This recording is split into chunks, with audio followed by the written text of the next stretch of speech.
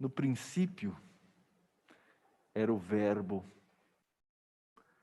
E o Verbo estava com Deus e o Verbo era Deus. Ele estava no princípio com Deus. Todas as coisas foram feitas por Ele. Sem Ele, nada do que foi feito se fez. A vida estava nele. A vida era a luz dos homens. E a luz, ela resplandece nas trevas, e as trevas não prevaleceram contra ela. Nosso Pai bendito e santo, nós nos reunimos, Senhor, nessa manhã, como povo, como congregação, entendendo, ó Deus, esse grande privilégio que o Senhor nos dá, essa grande graça que o Senhor derrama sobre nós, essa imensa misericórdia que nós recebemos de nos reunir em puro que somos, na presença de um Deus santo e puro. E nós te agradecemos, Senhor. Nós te damos graças por isso.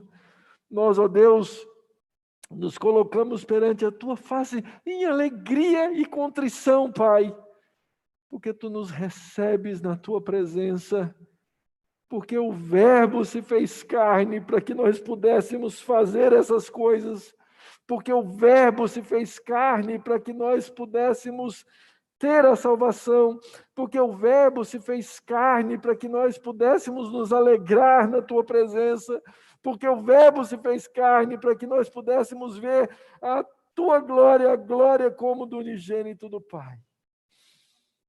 Nós te agradecemos, ó Pai. Obrigado, obrigado, Senhor.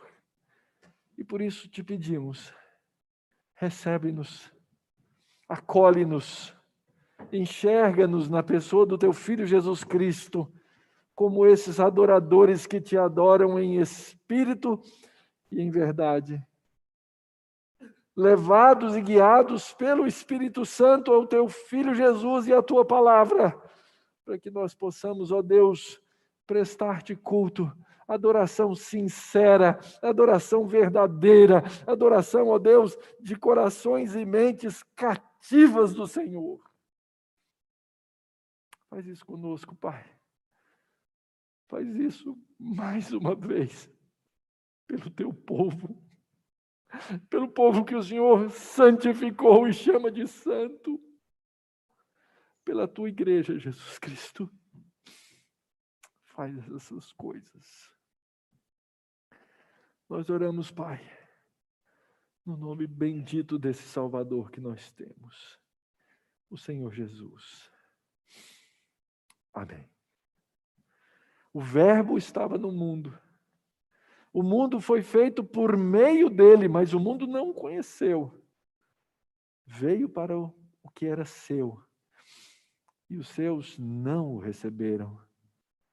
Mas a todos quantos o receberam, deu-lhes o poder de serem feitos filhos de Deus, a saber, aos que creem no seu nome, os quais não nasceram do sangue, nem da vontade da carne, nem da vontade do homem, mas de Deus. E o Verbo se fez carne e habitou entre nós, cheio de graça e de verdade. E nós vimos a sua glória, a glória como do unigênito do Pai.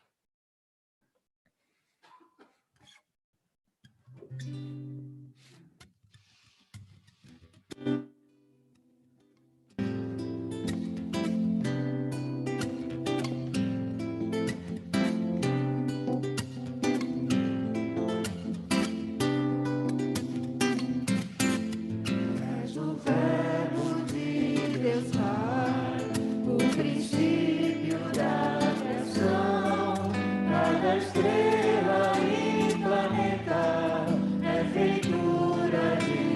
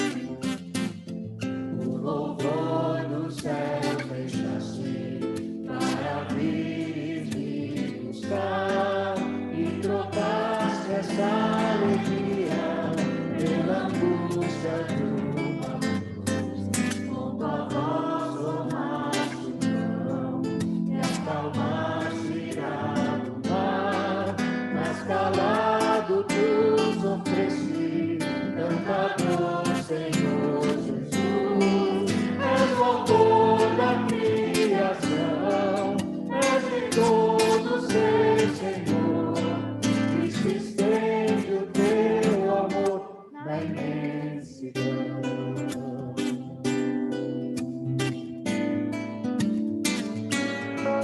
Vitorioso ressurgiste e ascendeste com os teus, conduzindo a tua glória os cativos do amor.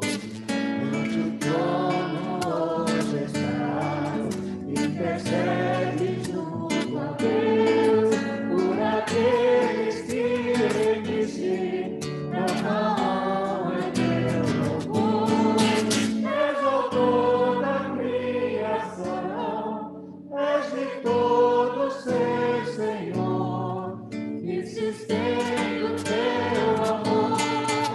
És autor da criação, és de todo ser Senhor, e se estende o teu amor na imensidão.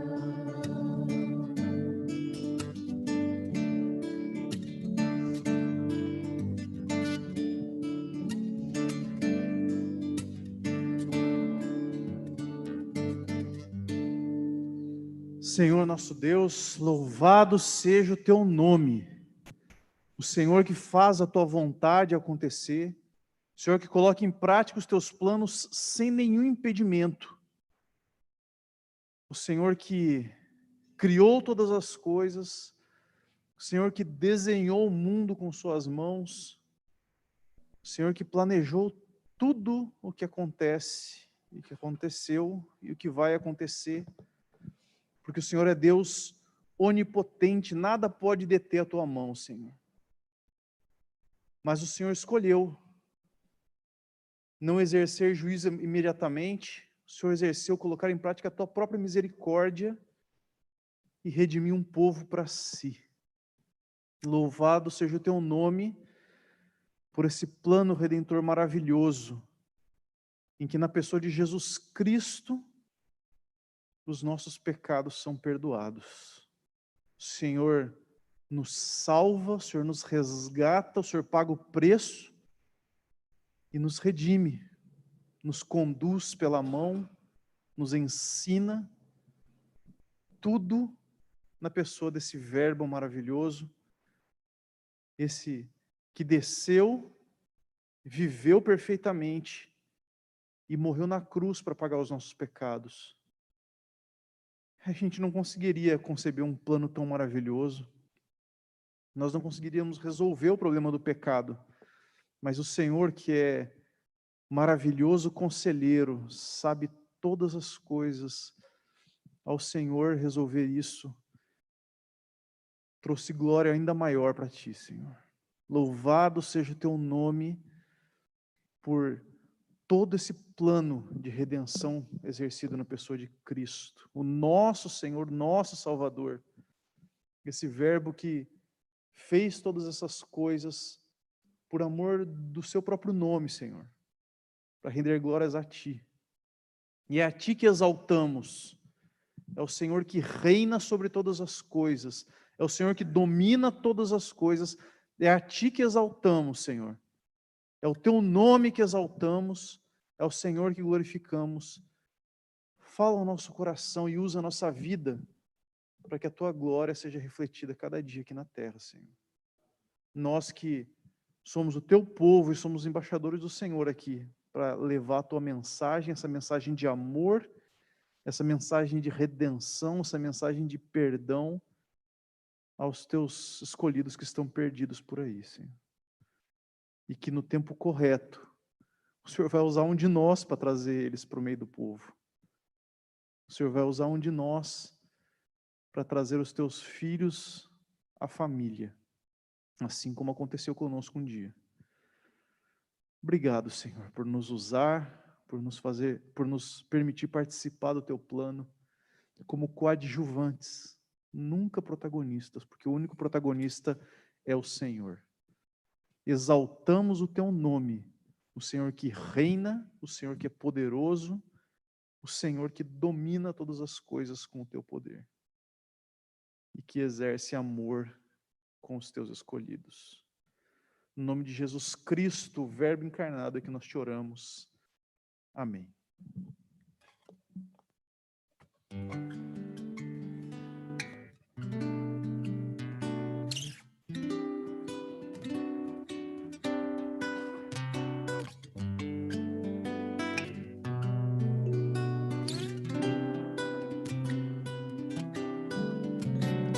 Rei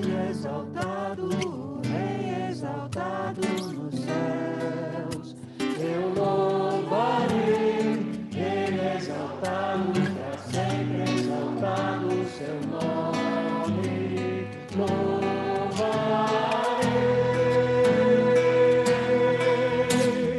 Ele é o Senhor, sua verdade vai sempre reinar. Terra e céus glorificam seu santo nome. Ele exaltado, o Rei exaltado no céu. Ele exaltado, o Rei exaltado nos céus. Eu louvarei. Ele exaltado, para sempre exaltado seu nome, louvarei. Ele é o Senhor, sua verdade vai sempre reinar. Terra e céu glorificam seu santo nome.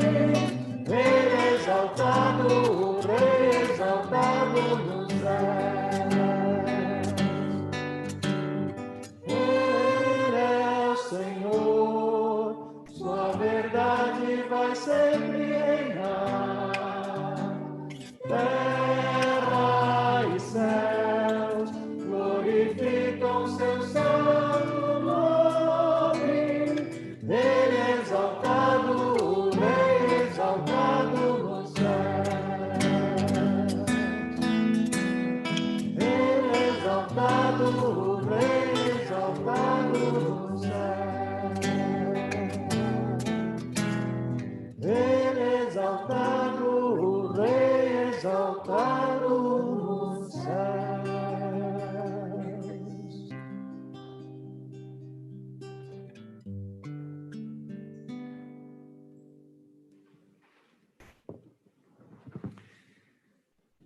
Como está escrito, não há justo nenhum sequer. Não há quem entenda, não há quem busque a Deus, todos se desviaram e juntamente se tornaram inúteis. Não há quem faça o bem, não há nenhum sequer. A garganta deles é sepulcro aberto. Com a língua enganam. Veneno de víbora está nos seus lábios. A boca eles a têm cheia de maldição e amargura. Os seus pés são velozes para derramar sangue. Nos seus caminhos há destruição e miséria. Eles não conhecem o caminho da paz. Não há temor de Deus diante dos seus olhos. O apóstolo Paulo, nessa sessão de Romanos, está explicando a situação do homem longe de Deus. E se você está aqui nessa manhã com a gente, ou se você está nos ouvindo aí nas redes, e você é um cristão, você sabe disso. Você sabe quem você era e quem Cristo te fez. Mas pode ser que você esteja nos ouvindo e você não seja um cristão, e você vai olhar para isso e dizer assim, não há nenhum justo sequer, não, calma aí. Eu sou justo, pelo menos eu sou mais justo que o fulano, cicrano, etc. e tal. Mas o que a verdade da Escritura nos revela a nosso próprio respeito é que no coração do homem sem Cristo não há justiça. E no coração do homem com Cristo há a justiça de Cristo, não justiça própria. Então cabe a nós, como povo de Deus, no culto a Deus, nas nossas orações. Em primeiro lugar, lembrar quem nós fomos e quem Cristo nos fez. Em segundo lugar, lembrar que, ainda que a justiça de Cristo tenha sido derramada sobre nós, nós ainda temos uma natureza ligada ao pecado e que nós precisamos de perdão. É por isso que a confissão de pecados sempre foi parte do culto cristão, parte essencial, que nós não podemos nunca nos esquecer. Então, quero te convidar agora a individualmente colocar o seu coração na presença do Senhor. Fale com Ele. Fale sobre os seus pecados. Fale sobre a sua justiça própria. Pecado, gente, tem nome. Você conhece o nome dos seus pecados. Eu não conheço. Mas você conhece. Fale com o Senhor. E depois nós seremos dirigidos em oração pública de confissão de pecados.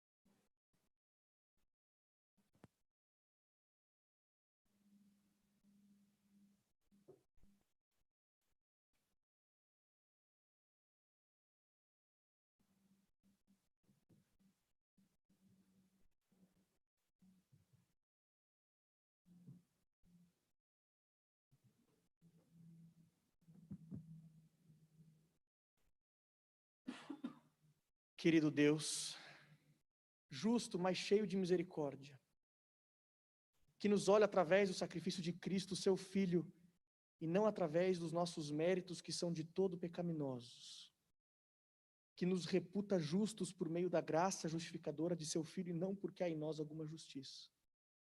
Nós chegamos até a Ti contritos, humilhados, reconhecendo os nossos pecados, pecados que nos afastam de Ti, que nos tornam indignos. Reconhecemos que em nossos corações não há naturalmente nada de bom, nada de justo, nada de santo, nada de agradável aos Teus olhos. Nós conhecemos os nossos pecados pelos nomes. E quanto a esses pecados, nós os colocamos agora dizendo: nós agradecemos porque o Senhor não olha para eles por nossa causa, mas olha para nós através de Cristo.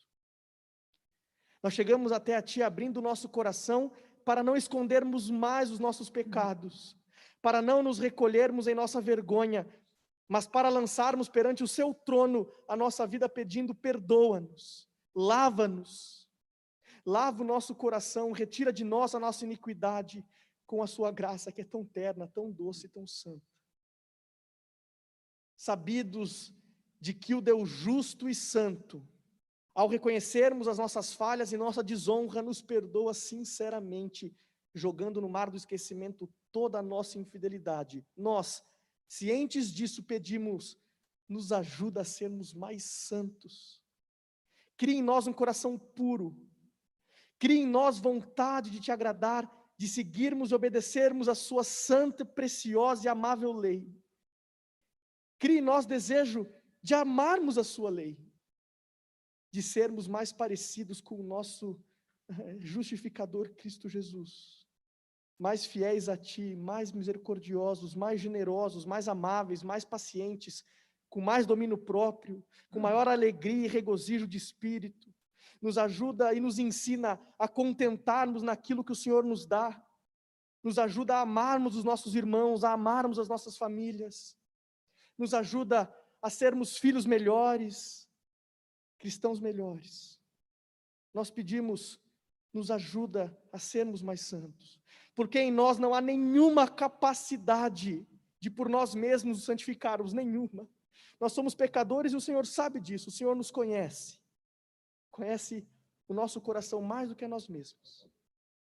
Mas nós sabemos que quando o Senhor, desde antes da fundação do mundo, nos escolheu para sermos santos, o Senhor, nesse plano tão soberano, tão sagrado, já havia escolhido também nos ajudarmos a sermos santos. E nós sabemos que nessa caminhada tudo é feito por Ti. Nós te agradecemos, nós te louvamos, porque, novamente, o Senhor não olha para o nosso coração através dos nossos méritos, mas olha através dos méritos de Cristo. Cristo que é a nossa estrela da manhã. Cristo que é o nosso Cordeiro que nos trouxe a paz. A esse Cristo nós rendemos glória, nós rendemos louvor, eternamente. Amém. Adoremos a estrela da manhã, o Cordeiro Santo.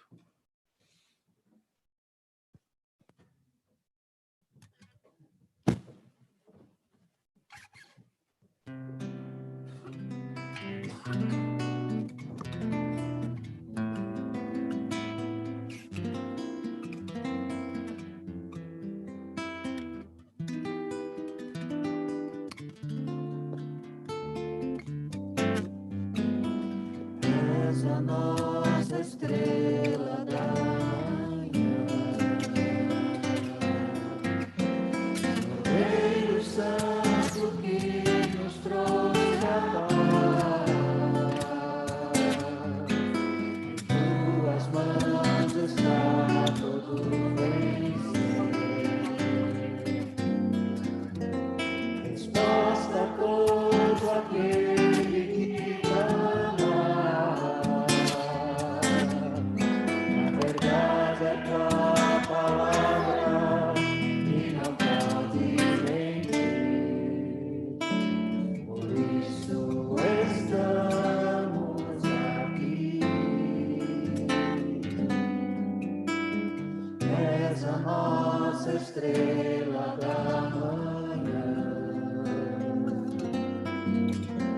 Cordeiro Santo que nos trouxe a paz. Em tuas mãos está todo vencer. Resposta a todo aquele que clama. A verdade é tua palavra que não pode mentir. Por isso estamos aqui. Te louvamos, ó Senhor, pelo teu imenso amor. Manifesta o teu perdão e poder, e assim vamos te adorar para sempre, para sempre, ó meu Deus. Te louvamos, ó Senhor, pelo teu imenso amor.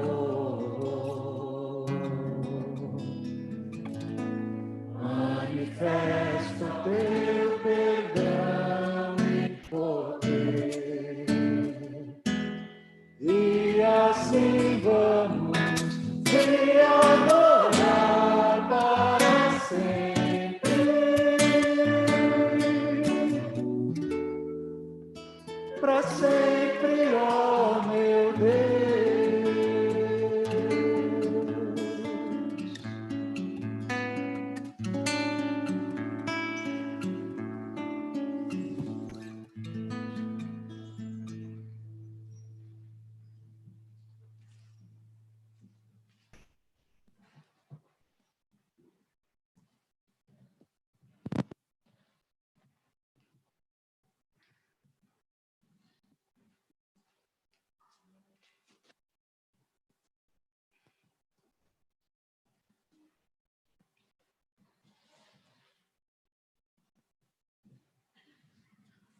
Queridos, entendendo o nosso distanciamento, temos espaço, então nós estamos pregando sem máscara, né? Até mesmo para podermos respirar um pouco durante o sermão, né? Nós vamos continuar a nossa exposição no livro do Êxodo.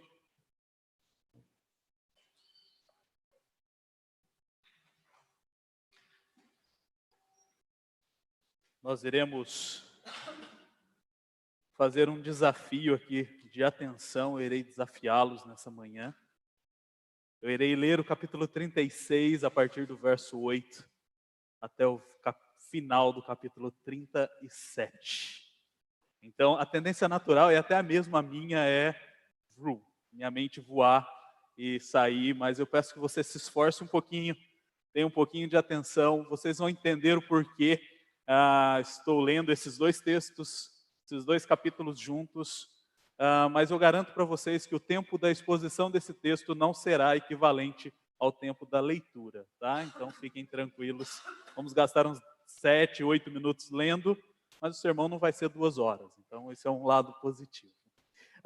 Êxodo capítulo 36, a partir do verso de número 8, a Escritura Sagrada nos diz assim: assim todos os homens hábeis entre os que faziam a obra fizeram um tabernáculo com 10 cortinas de linho fino retorcido, pano azul, púrpura e carmesim com querubins. De obra de artistas as fizeram. O comprimento de cada cortina era de 12,5 metros e a largura era de 1,80 m. Todas as cortinas tinham a mesma medida.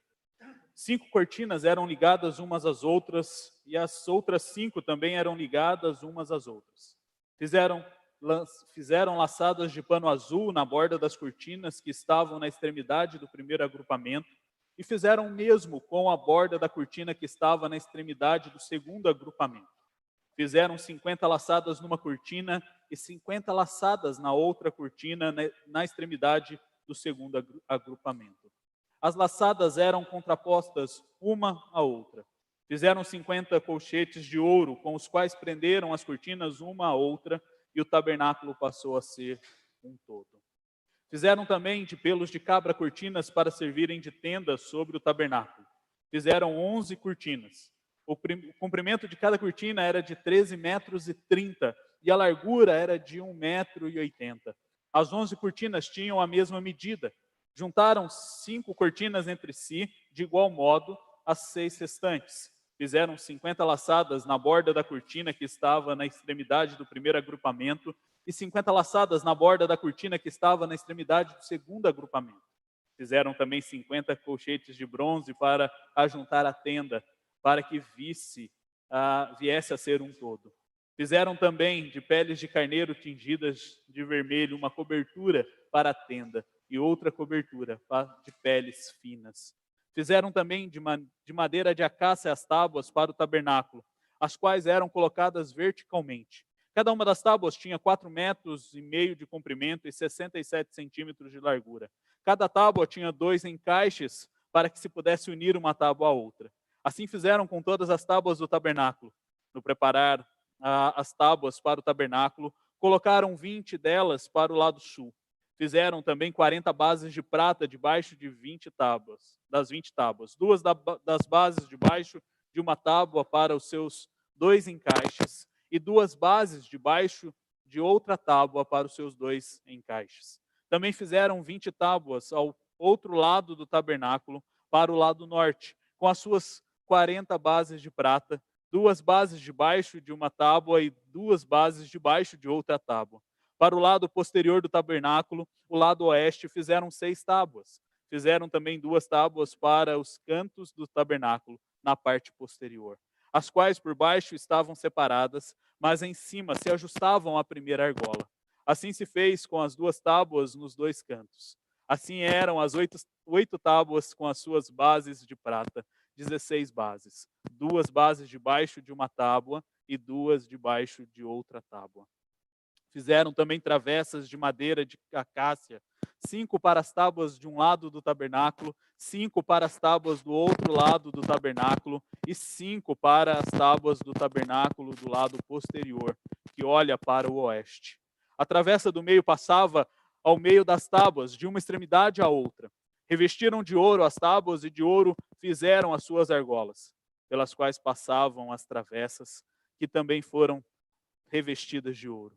Fizeram também um véu de pano azul, púrpura, carmesim e linho fino retorcido. Fizeram-no com querubins, obra de artista. Penduraram este véu em 4 colunas de madeira de acácia, revestidos de ouro. Os seus colchetes eram de ouro, sobre 4 bases de prata. Fizeram também para a porta da tenda um cortinado de pano azul, púrpura, carmesim e linho fino retorcido, obra de bordador. E as suas 5 colunas, os seus colchetes, revestiram de ouro as suas cabeças e as suas molduras, mas as suas 5 bases eram de bronze. Bezalel fez também a arca de madeira de acaia, de 1,10 m de comprimento, 66 centímetros de largura e 66 de altura. Ele a revestiu de ouro puro por dentro e por fora, e pôs um remate de ouro ao redor. Fundiu para ela 4 argolas de ouro e fixou-as nos 4 cantos da arca. 2 argolas num lado dela e 2 argolas no outro lado. Fez também cabos grossos de madeira de acácia e os revestiu de ouro. Passou os cabos pelas argolas dos lados da arca para que ela pudesse ser carregada por meio deles. Fez também o propiciatório de ouro puro, de 1,10 m de comprimento e 66 centímetros de largura. Fez também 2 querubins de ouro nas 2 extremidades do propiciatório. Um querubim na extremidade de uma parte e o outro na extremidade da outra parte. De uma só peça com o propiciatório fez os querubins nas 2 extremidades dele. Os querubins estendiam as asas por cima, cobrindo com elas o propiciatório. Estavam de frente um para o outro, olhando para o propiciatório. Fez também a mesa de madeira de acácia. Tinha o comprimento de 88 centímetros, a largura de 44 centímetros e a altura de 66 centímetros. Revestiu-a de ouro puro e pôs um remate de ouro ao redor. Também lhe fez uma borda ao redor, de largura de 4 dedos, e pôs um remate ao redor da borda. Também fez 4 argolas de ouro e fixou-as nos 4 cantos que estavam nos 4 pés da mesa. Perto da borda estavam as argolas, como lugares para os cabos, para carregar a mesa. Fez os cabos de madeira de acácia e revestiu-os de ouro, para que a mesa pudesse ser carregada por meio deles. Também fez de ouro puro os utensílios que deveriam estar sobre a mesa: os seus pratos, os seus recipientes para incenso, as suas jarras e as suas taças em que seriam oferecidas as libações. Fez também o candelabro de ouro puro, de ouro batido o fez, o seu pedestal, a sua haste e os seus cálices, as suas maçanetas e as suas flores formavam com ele uma só peça. 6 hastes saíram dos lados do candelabro, 3 de um lado e 3 do outro. Numa haste havia 3 cálices com formato de amêndoas, uma maçaneta e uma flor. Na outra haste havia 3 cálices com formato de amêndoas, uma maçaneta e uma flor. Assim eram as 6 hastes que saíam do candelabro. Mas o candelabro mesmo havia 4 cálices com formato de amêndoas, com suas maçanetas e com suas flores. Havia uma maçaneta sob 2 hastes que saíam dele, e ainda uma maçaneta sob 2 outras hastes que saíam dele. E assim mais uma maçaneta sob 2 outras hastes que saíam dele. Assim se fez com as 6 hastes que saíam do candelabro. As maçanetas e as hastes do candelabro formavam uma só peça com o mesmo. Tudo era de uma só peça, obra batida de ouro puro. Fez também as 7 lâmpadas do candelabro. As suas tesouras de cortar pavios e os seus apagadores eram de ouro puro. Com 34 quilos de ouro puro se fez o candelabro com todos os seus utensílios. Fez de madeira de acácia o altar do incenso. Era quadrado, tendo 45 centímetros de comprimento e 45 de largura. A altura era 90 centímetros. Os chifres formavam uma só peça com ele. Revestiu de ouro puro a parte superior, as paredes ao redor e os chifres, pôs também um remate de ouro ao redor.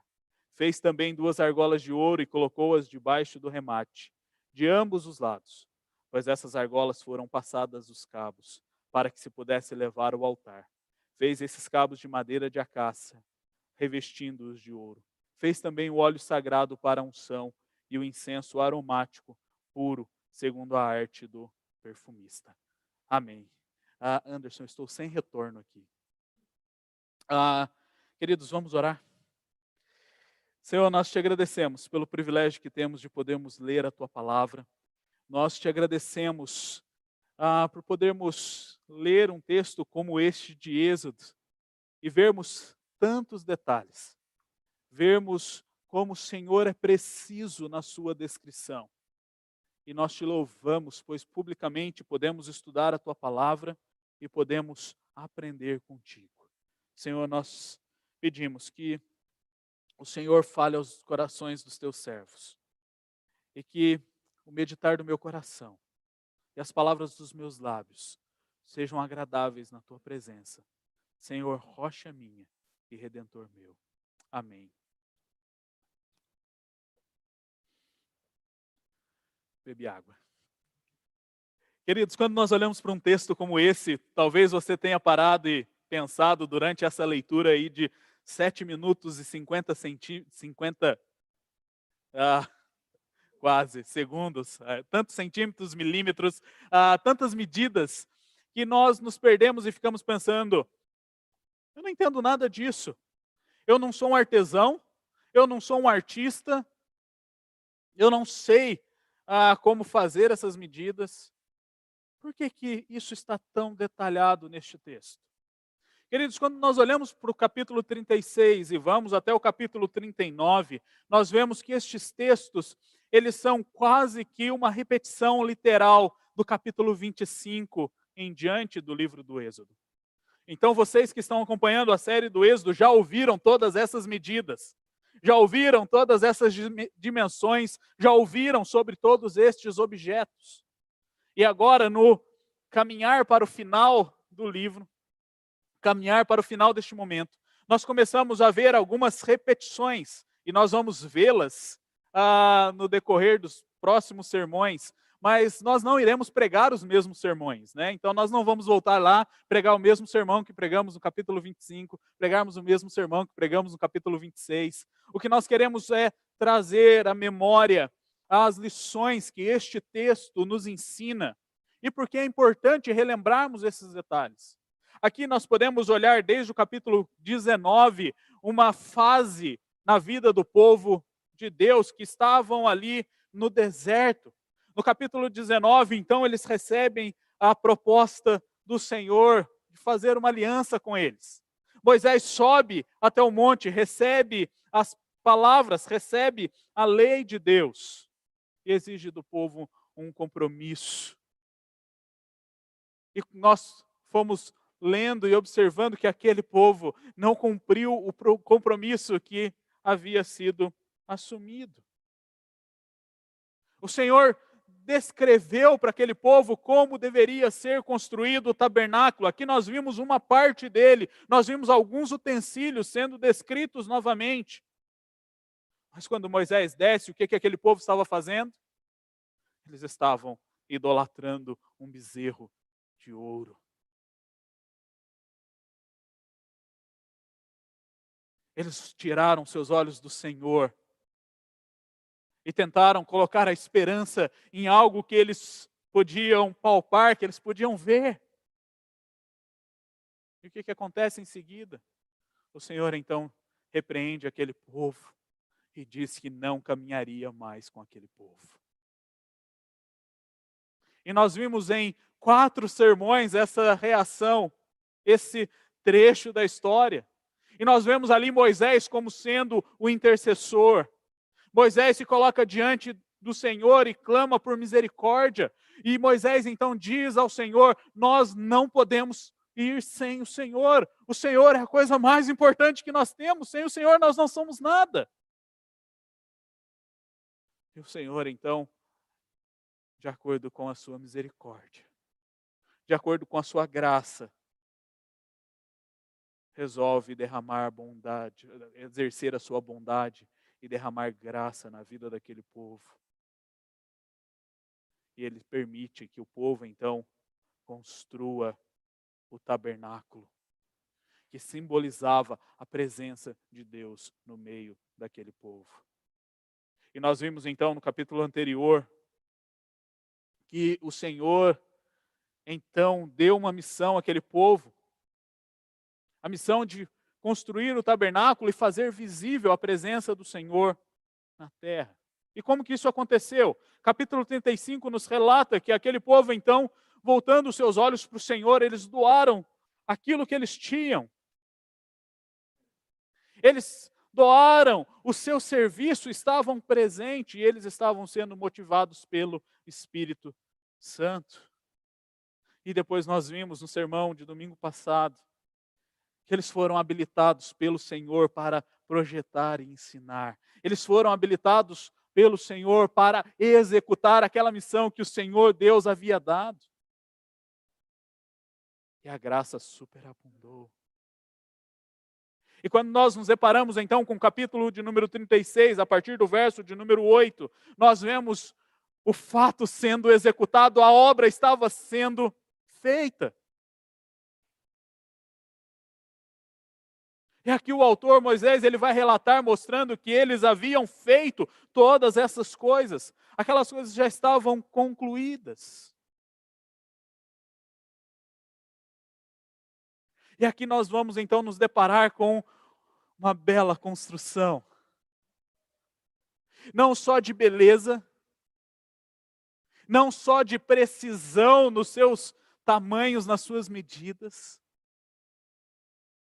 mas porque o povo estava construindo o tabernáculo que representaria a presença de Deus no meio do povo. Queridos, ao olharmos para este texto, nós começamos a ver a descrição das cortinas sendo feitas. Nós vemos que aqueles artesãos fizeram de maneira exata, de acordo com o Senhor havia instruído. Eles usaram os melhores panos, eles usaram os melhores tecidos. Eles foram zelosos no uso da cor, em toda a estrutura. Porque eles estavam construindo a habitação de Deus. Querido, quando nós olhamos para o texto, nós vemos detalhes fantásticos. Nós vemos as cortinas sendo fabricadas em 4 camadas. Com materiais finos e preciosos. E quando nós olhamos para essa tenda que estava sendo construída, ele estava sendo construído desta maneira, para que o Senhor fosse glorificado, para que as outras pessoas pudessem ver neste edifício que o Senhor estava no meio daquele povo. Isso é muito importante, queridos, porque alguns capítulos atrás o Senhor havia proibido o povo de construir o tabernáculo e havia dito àquele povo: eu não mais caminharei com vocês. Mas nós vemos o Senhor sendo misericordioso e permitindo que o tabernáculo fosse construído e fosse levantado.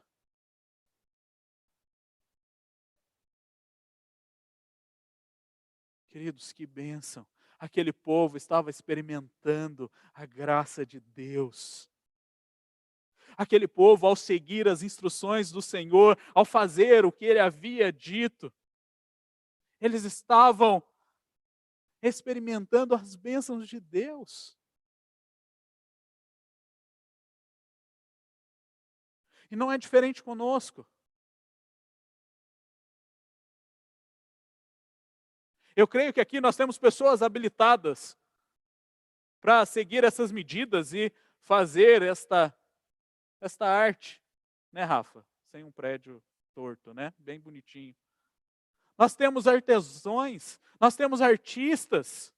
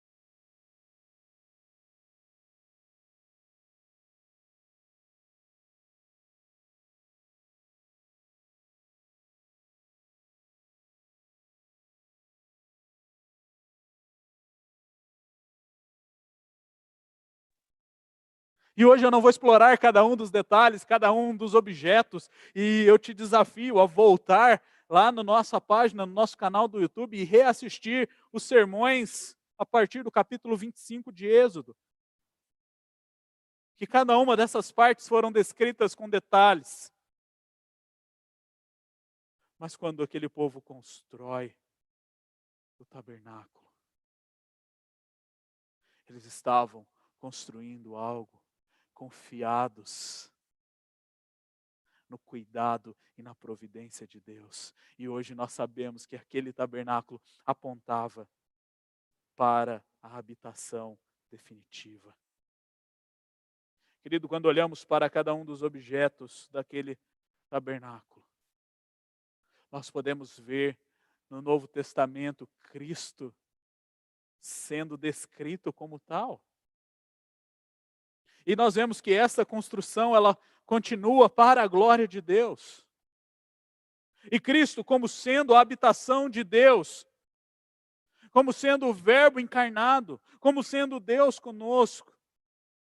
Ele é a Arca da Aliança. Nós acabamos de ler que na Arca da Aliança tinha o propiciatório. E o propiciatório era uma mesa que tampava ali os objetos que estavam no interior da arca, e dentro da arca estava a lei de Deus, e em cima do propiciatório, em cima daquela tampa, estavam os 2 querubins. E toda vez que havia, então, a propiciação, havia o sacrifício, sangue era derramado, como sinal de que precisava de sangue ser derramado para que os nossos pecados fossem perdoados. Porque nós seríamos incapazes de cumprirmos a lei. Aos olhos de Deus, e aqueles querubins estão representando isso, nós somos pecadores miseráveis. Como Paulo acabou de dizer em Romanos, como nós acabamos de ler. Não há um justo, não há um sequer. Mas o sangue era usado para nos justificar diante do Senhor. E Cristo, Ele foi o único capaz de obedecer toda a lei.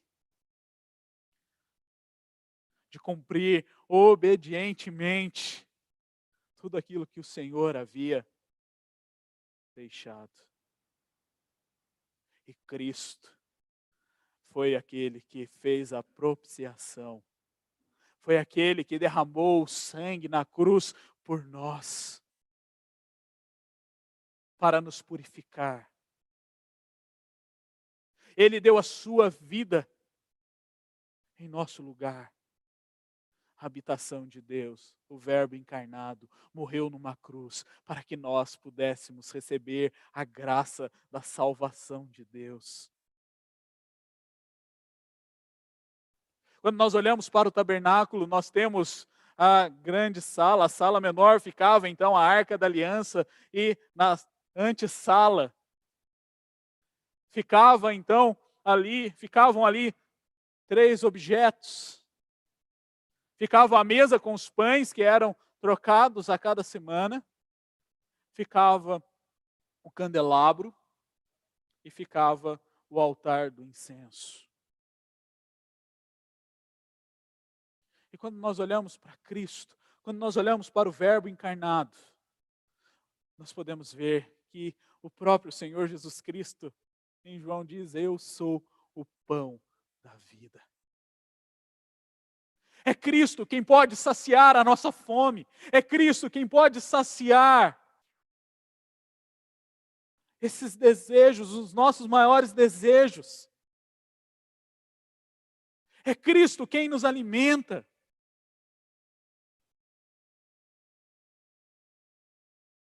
Quando nós olhamos para o candelabro, ele tinha a função de iluminar aquele ambiente. Quando nós olhamos para o Novo Testamento e olhamos para Cristo,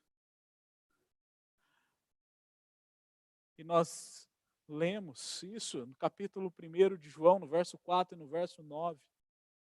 Ele é a verdadeira luz. E Ele ilumina a todo homem que vem ao mundo. Cristo Jesus, queridos, Jesus é a luz da criação. Ele foi aquele que primeiro trouxe luz e vida ao mundo. Ele é a luz da salvação, que nos mostra o caminho para a vida eterna. Lá em João capítulo 8, no verso 12, ele diz: eu sou a luz do mundo. Quem me seguir nunca verá as trevas, mas terá a luz da vida.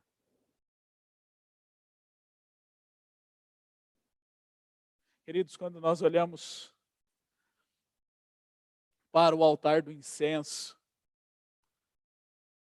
ele tem como função lembrar a nossa podridão quando nós nos aproximamos de Deus. E o incenso era aceso exatamente para que houvesse um aroma agradável diante do Senhor.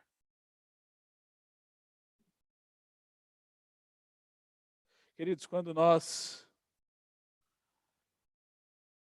olhamos para Cristo, e quando nós nos colocamos diante do Senhor, diante da presença de Deus,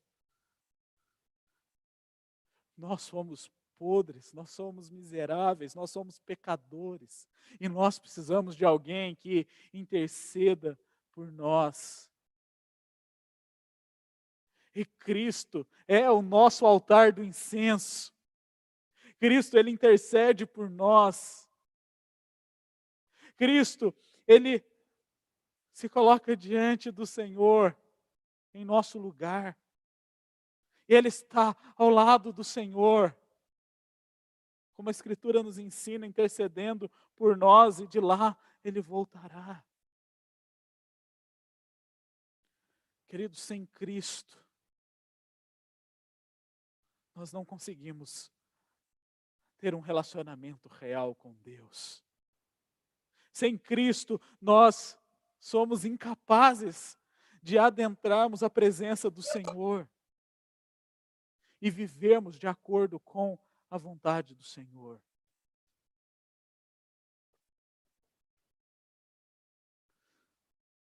Mas quando nós olhamos para a Escritura, nós vemos que a habitação ela não para lá em Cristo encarnado. Nós, ao sermos salvos por Cristo, nós então passamos a ser templo do Espírito Santo, nós passamos a ser a habitação do Espírito Santo.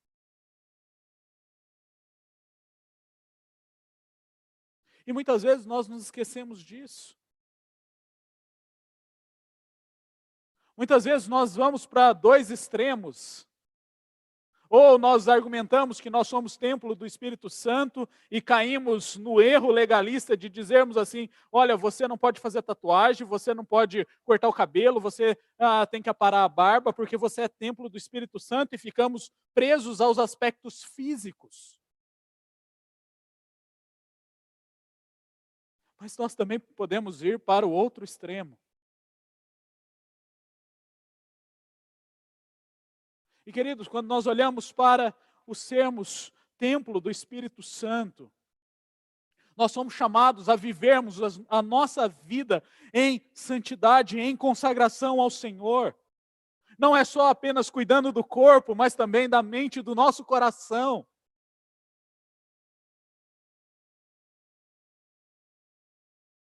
É algo maior.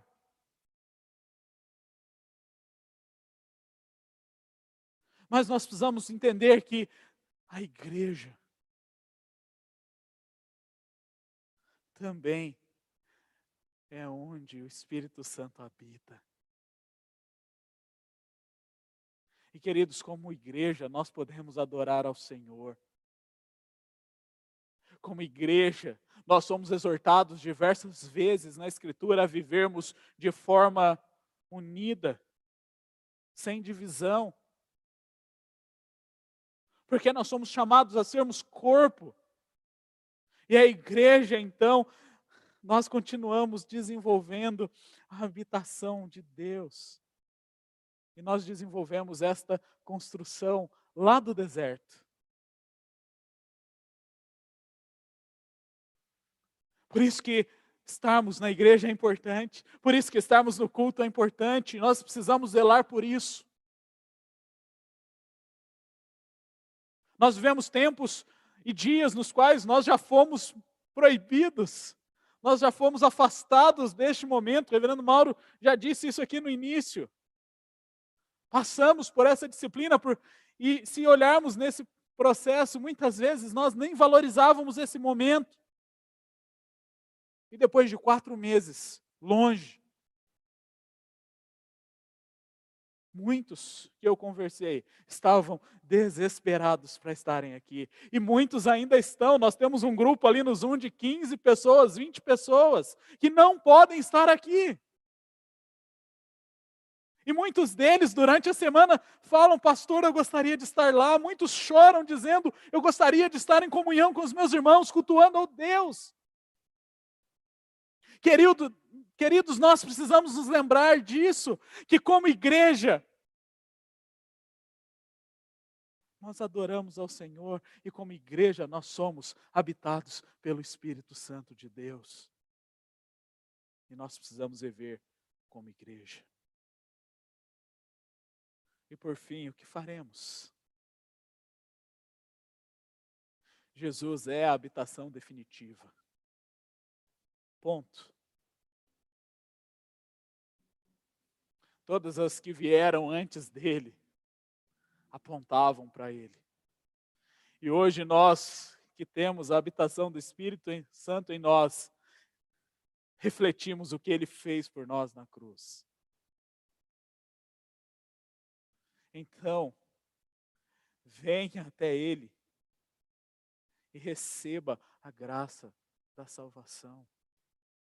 Se você ainda não professou Cristo como Senhor e Salvador da sua vida, sem Ele, você não poderá ter um relacionamento real com Deus. Sem Ele, você não poderá ter a vida eterna. Sem Ele, não há salvação. E nós precisamos nos lembrar disso. E nós precisamos pregar isso. Então hoje é o tempo, hoje é o dia. Escute a voz do Senhor e atenda ao chamado do Senhor. Ele morreu numa cruz para te dar vida. Professe-o como Senhor e Salvador da sua vida. Pastor, eu já aceitei Cristo como Salvador da minha vida. Ele já é o Senhor. Eu já me rendi à cruz. Então, querido, viva em conformidade com a Escritura. Obedeça ao Senhor em cada detalhe. Viva em santidade. Viva refletindo aquilo que Cristo fez por você naquela cruz. Queridos, ao lermos a precisão dos dados que Deus dá ao povo para construir o tabernáculo, nós entendemos que nós temos um Deus preciso, e este Deus preciso deu a sua lei de maneira precisa, e nós precisamos obedecer à lei de Deus de maneira precisa. Nós não podemos desvirtuar a lei de Deus, nós não podemos ceder à tentação do nosso coração de mexermos com o padrão que Deus estabelece e colocarmos e rebaixarmos o padrão de Deus ao nosso.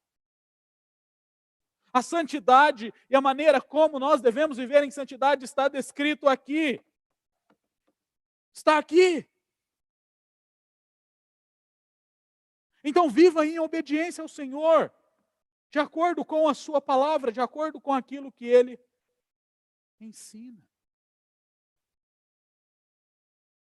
Lembre-se que você é habitado pelo Espírito Santo. Lembre-se disso. tudo que você faz, tudo que você fala, tudo que você pensa está diante do Senhor. Então confie no Espírito Santo. Descanse na obra do Espírito Santo. E clame a Ele que te convença dos seus pecados. Clame a Ele que te convença dos seus maus caminhos. E que te ajude a andar em santidade. E por último, queridos, lembre-se que na igreja você se desenvolve como corpo. E como povo separado por Deus para adorá-lo. Se você pode estar na igreja, esteja na igreja.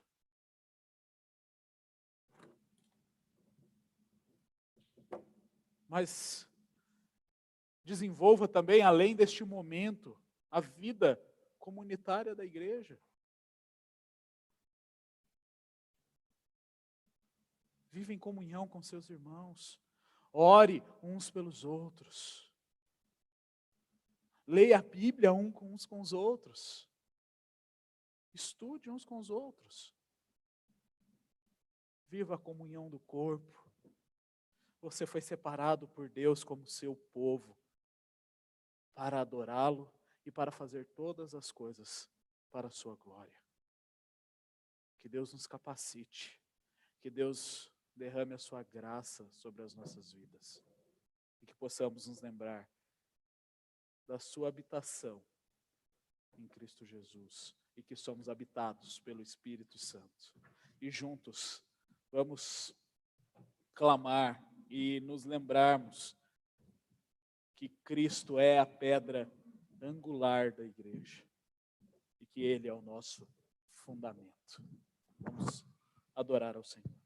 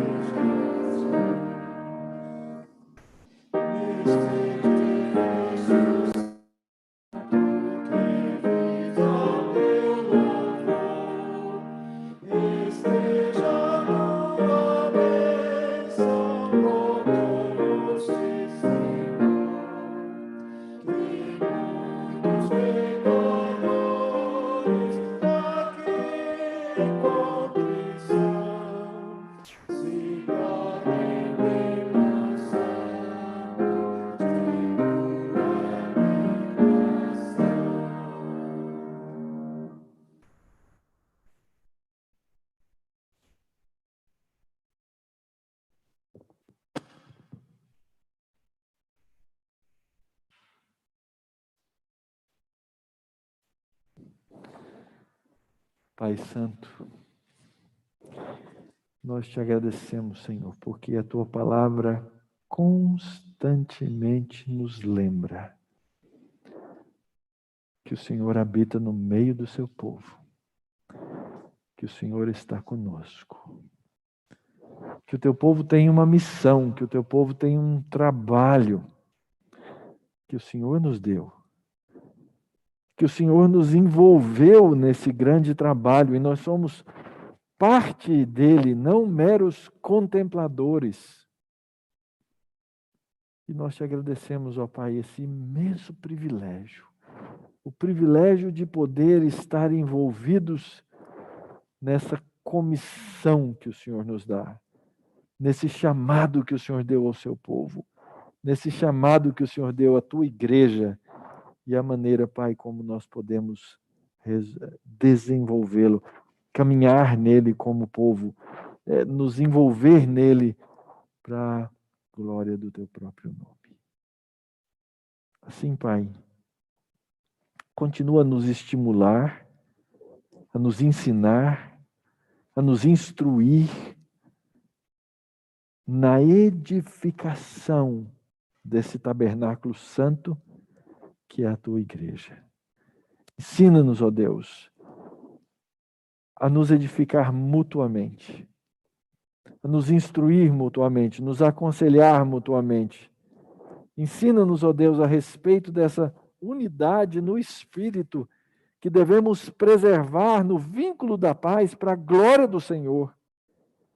Ensina-nos, ó Deus, a caminhar sempre perante a tua presença, diante do teu Filho Jesus Cristo, na condução do teu Espírito Santo, para a glória do Senhor, ó Pai. Faz isso, ó Deus, com nossa pequena congregação, dando-nos sempre a alegria de te servir com os dons que o Senhor derramou sobre nós. Senhor, nós rogamos nessa hora, como intercessores, por tantas necessidades que estão diante de nós todos os dias. Intercedemos, ó Deus, pelos enfermos. Por amor do teu nome, ó Pai, continua a cuidar, continua a guardar, continua a sarar aqueles que temos colocado diante do Senhor, pedindo que o Senhor os cure, que o Senhor os sare, sobretudo, ó Deus, sempre confiando na tua soberana vontade, que o Senhor há de fazer aquilo que é bom, porque o Senhor é bom. Continua, Deus, a trazer consolo aos corações que estão enlutados e doloridos. Nós oramos pela nossa nação, pelo nosso país. Nós sabemos, ó Deus, que muitas famílias estão sofrendo nesse dia por causa da morte e da doença. E queremos pedir, ó Deus, que o teu Espírito Santo esteja ali consolando a cada um. Agradecemos, ó Deus, porque no meio de tantas coisas temos visto a tua graça, a tua misericórdia e a tua luz. Agradecemos pelos bebês da nossa igreja, por aqueles que ainda estão por nascer, que o Senhor continue a preservá-los todos. Oramos pelo nosso país, pela nossa nação, Pai. Quão grande luta essa nação vive. Sabemos também, ó Pai, que não só a nossa nação luta, mas tantas outras sofrem com tragédias, sofrem com o descaso dos poderes e dos governantes. Sofrem, ó Deus, pela ganância dos homens que roubam. Ah, Pai, como nós precisamos de gente justa para ordenar a nossa nação e as outras nações do mundo. Por isso, ó Deus, traz a tua justiça da maneira como aprouver o Senhor, mas manifesta porque nós precisamos, ó Pai. Senhor, nós rogamos por aqueles que estão com dificuldades financeiras no meio dessa pandemia, por aqueles que têm passado necessidade. Continua, Deus, a sustentar a vida do teu povo, para que nós possamos abençoar a outros nesse caminho e nesse processo, Senhor. Tem misericórdia de nós. Nós lembramos hoje, ó Deus, junto com a nossa sociedade, de orar, de pedir de maneira específica pelos pais. Pedimos, ó Deus, que o Senhor abençoe aqueles que são pais, aqueles que desenvolvem o ministério e o trabalho da paternidade, que o Senhor continue a guardá-los, dando-lhes consciência que vem da tua palavra e pelo teu Espírito Santo, a fim de que, ó Deus, sejam bons pais, ajam conforme a tua santa vontade, e assim como o Senhor é Pai eles possam se espelhar no Senhor para o exercício da graça, da misericórdia, do amor e do perdão sobre os seus filhos, Pai. Guarda aqueles que sentem saudades dos seus pais, seja por qual for o motivo, que seus corações sejam consolados por Ti, sejam guardados por Ti, sejam, ó Deus, amados pelo Senhor, sabendo que temos um Pai bondoso, que é o nosso Pai Celeste.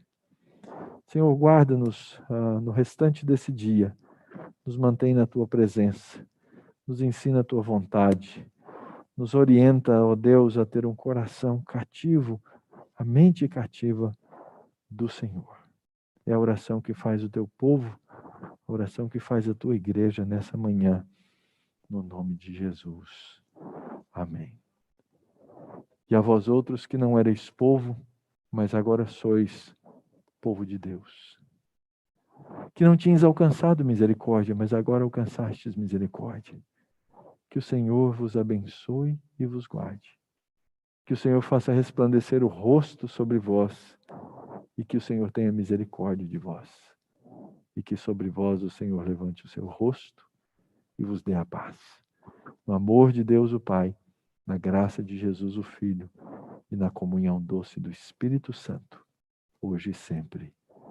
Amém. Sentemos-nos, queridos.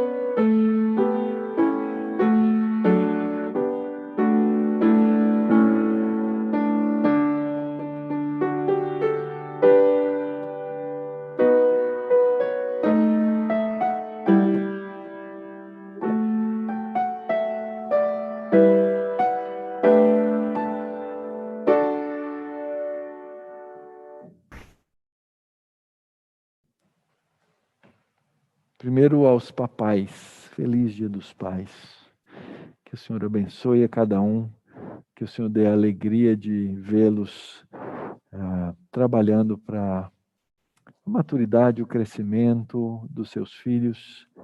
É uma obra séria essa da paternidade, mas sobretudo que vocês lembrem que é uma obra da graça e que debaixo da graça é que podemos exercer a paternidade. Mas fica aqui nosso cumprimento para cada um de vocês, papais, tá bom? Em segundo lugar, nossos visitantes, muito obrigado mesmo pela presença de vocês. Foi muito gostoso tê-los, foi um prazer recebê-los e estarmos juntos nessa manhã. Se você tem uma igreja, leve o nosso abraço para a sua igreja.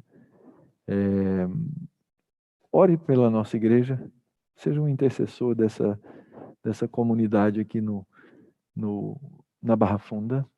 Se você não tem uma igreja e procura uma igreja, nós vamos nos alegrar